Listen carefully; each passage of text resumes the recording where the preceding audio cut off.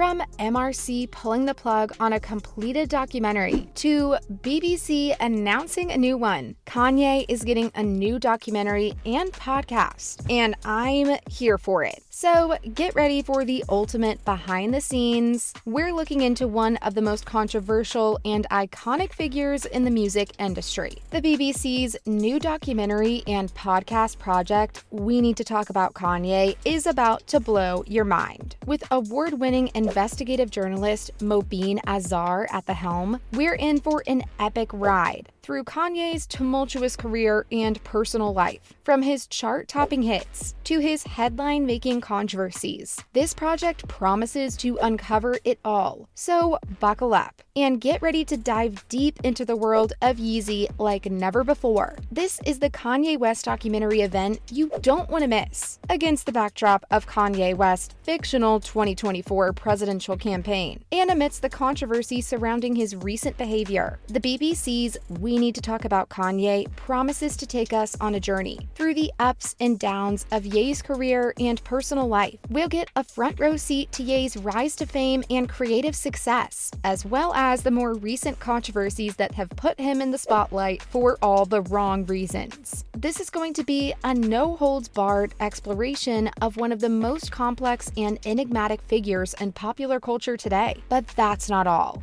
BBC's got something else for us as well. They're coming at us with an 8-part podcast series. Yep, they aren't just releasing a documentary. The podcast is called The Kanye Story. Each episode is gonna have dope guests who will give us the inside scoop on Ye's life and his influence on culture. They'll take us back to his early days of blowing up to the controversies that got him in hot water later on. The release date of both the documentary and the podcast hasn't been revealed yet, but keep your eyes peeled for an announcement in the next few months. We all know who's leading the charge on this project, but why is this guy such a big deal? Apparently, he's the Quentin Tarantino of investigative documentaries. Azhar's a BAFTA award-winning investigative journalist. He's going to break down how Yeezy went from being on top of the world to becoming one of the most polarizing figures in the game. He's on a mission to unravel the complex journey that led the Yeezy founder to fame. Also, he's no stranger to investigative journalism. He previously worked on a BBC podcast and documentary called Hometown, A Killing, where he dug into the death of Mohammed Yassar Yaqub, who was shot by police on the M62 motorway near his hometown of Huddersfield. Azhar's work on the series earned him a Presenter of the Year award at the Royal Television Society, as well as the Best Presenter at the Grierson Awards in 2020. Speaking of investigative documentaries, this isn't the BBC's first rodeo when it comes to Kanye West documentaries. Back in 2014, British broadcaster Channel 4 produced a documentary called Inside the Mind of Kanye West. The doc delved into everything, from Yeezy's creative process and rise to fame, to his personal life and controversies. It was directed by Paul Duane and featured interviews with music industry heavyweights, cultural commentators, and even some of West's friends and family. Looks like the BBC is picking up where Channel 4 left off and taking us on another journey into the mind of the one and only Kanye West. Even though the rapper's controversial social media rants resulted in the closure of many deals, but the folks at BBC Sounds are not easily shaken up.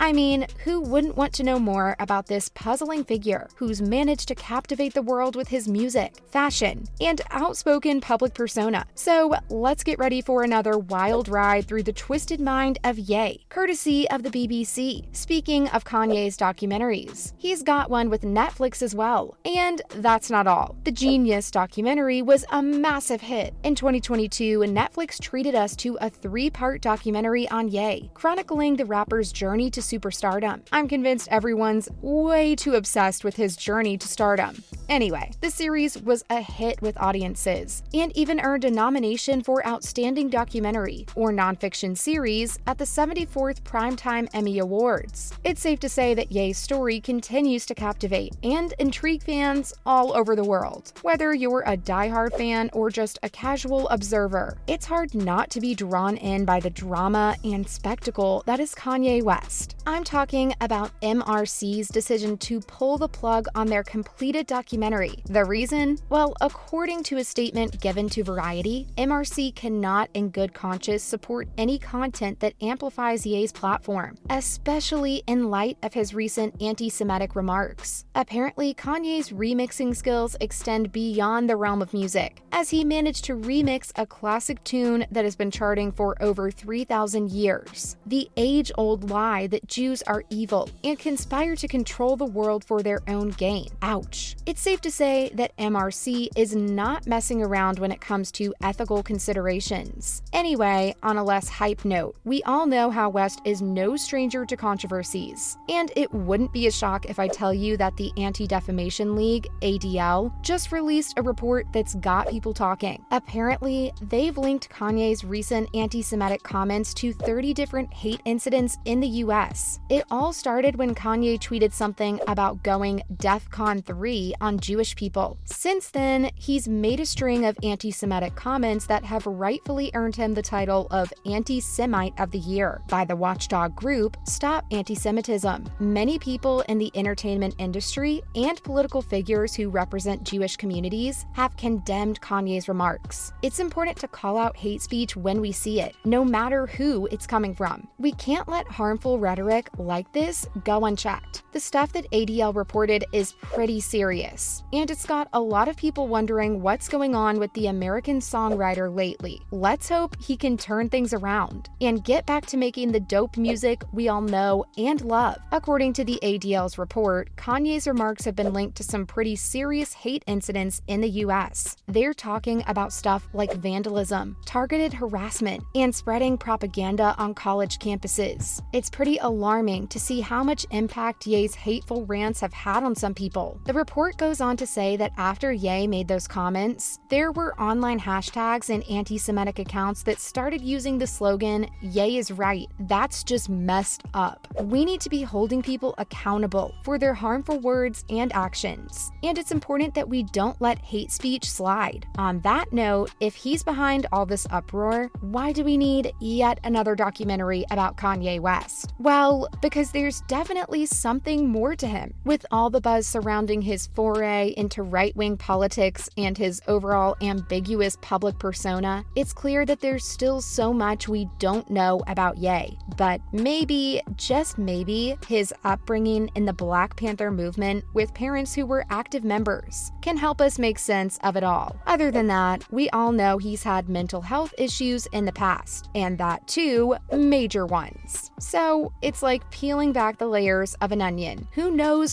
what we'll uncover? At this point, anything we learn will be an improvement on the current state of confusion surrounding the rapper. And that's all I had to say about the rapper and his upcoming docu-series.